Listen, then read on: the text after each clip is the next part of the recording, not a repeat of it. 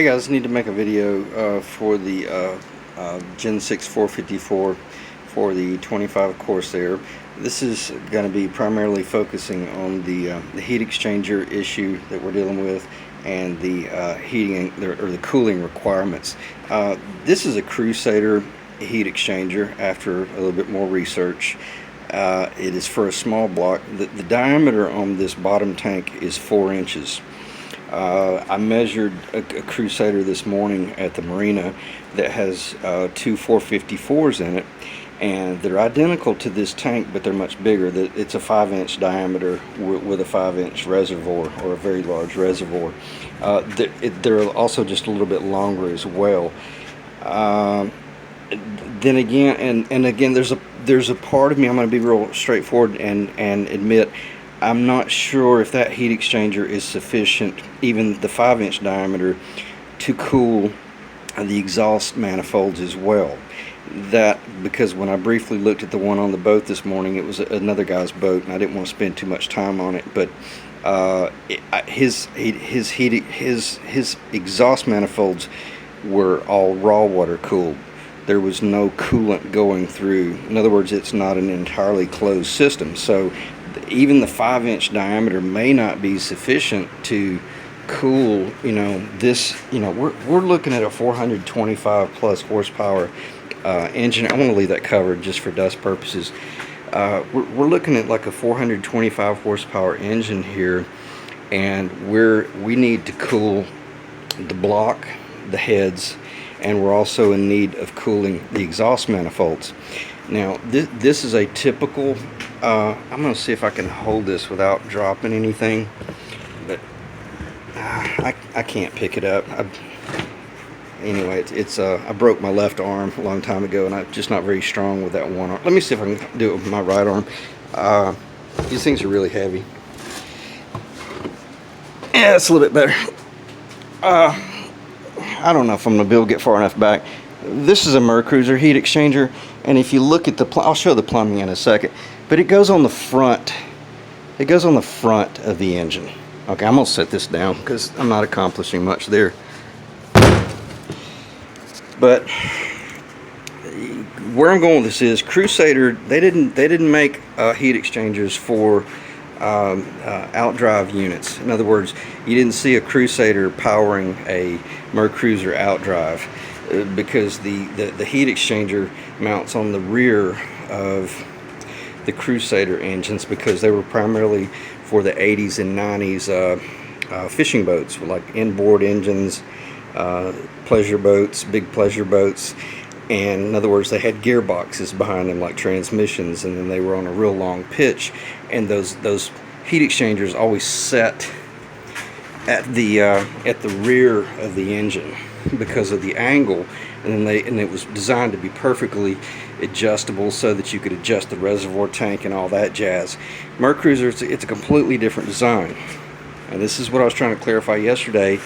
We're going to end up with a freaking nightmare here, trying to marry Crusader heat exchangers and mount it on the front, and it's going to bastardize the engine. It's going to kill the value of the boat, and there's a lot going on here. We need to stay Mercruiser in the design, because all of these molded hoses are designed to fit perfectly on the circulating water pump, and then feed back into the heat exchanger properly, vent properly over here, and then port out the raw water that cooled the heat exchanger to the exhaust, the risers, and in other words right here, and then go overboard. We don't want to end up with a bunch of crazy plumbing trying to engineer this thing and make it work. And quite frankly, running this kind of power, we probably never could get the heating under control anyway. So I think I've driven that point home. I'm going to leave it at that note. The only thing I will add to this, I don't know where this heat exchanger came from. It was kind of in a box on the front end of the job, and whomever sold this heat exchanger to the client, they didn't do any qualifying at all. They didn't verify that he actually had a Mercruiser style setup with a Bravo outdrive, and this was never going to work to begin with. So You know, personally, if I were the client, it's not his fault. You know, he's just relying on the pros in the industry to help him locate used parts and save some money.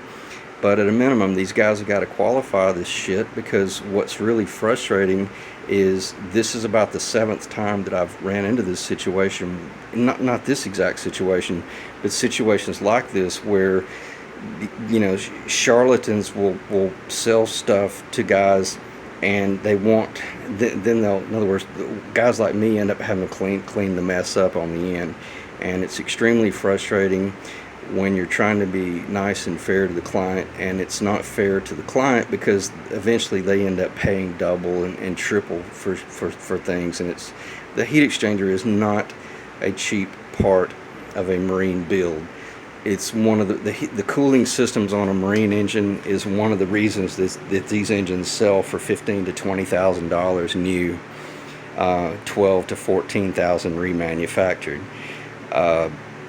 Out of a speed shop like most of the guys around here, you know, 6,000 to 10,000 on average. There's a hell of a lot going on here, and I'll be the first one to admit, I'm really good at building, but I'm still learning a lot about the cooling systems, and there's a lot to it, and this is not something that we can play around with.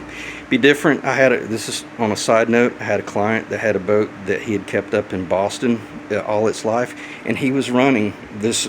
See, this is a Mercruiser, but it's for a 350 also, because see, it's the small block, it's the small diameter, 4-inch. But he was running this on a 454. Why? Because he was in Maryland. It was, the water temperature was what, 70 degrees. I mean, it worked. This is South Florida. You know, we've got an extremely hot climate and brutal environment. So got a little bit long-winded there, but it was important to kind of share this, because personally, the heat exchanger, we're going to have to build this out as a Mercruiser. Okay, we don't have a really choice about that, because it's connected to a Bravo outdrive. This is not an inboard boat where we could change it over to a Crusader, because obviously Mercruiser could have been used in an inboard design as well. And when I say inboard, I want to make sure I clarify, that means that there's like a gearbox, typically like a Borg Warner or a Zenith, something like that, on the back. And then at the back of that gearbox, there's a shaft, you know, the prop shaft that runs out way to the back tail of the boat.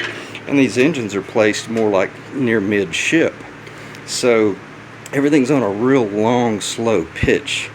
That's where Crusader shined. I mean, it's a phenomenal company, brilliant design. Unfortunately, they're out now, but Mercruiser also made engines to be used in that configuration, but they had different exhaust heat exchangers as well. So again, we are working in an inboard-outboard situation with a Bravo outdrive.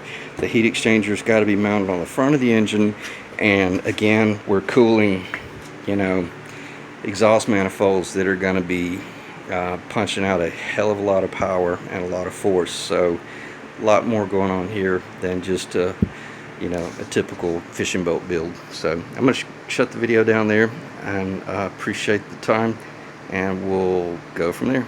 Thanks, guys.